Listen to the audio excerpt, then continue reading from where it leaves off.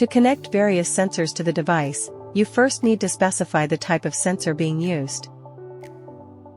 To define the sensor type, go to the Settings menu and select the Sensor Config option.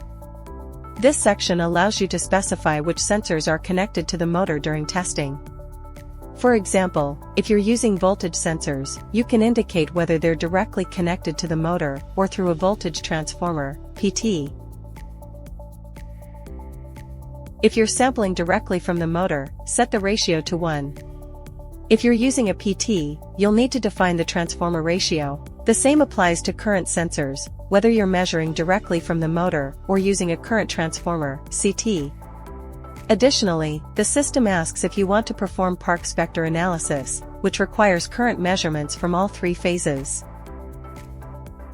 For vibration sensors, you'll specify their mounting orientation, vertical, horizontal, or axial, and their installation direction, such as drive end or non-drive end. If you want to use orbit analysis, ensure the sensors are mounted both horizontally and vertically at the same location.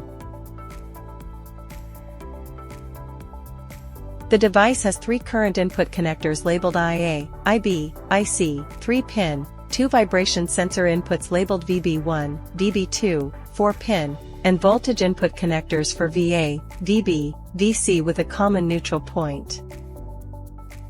To connect vibration sensors, use the 4-pin socket. Align the groove on the sensor connector with the socket on the device, push it in, and secure it with the locking nut to prevent disconnection.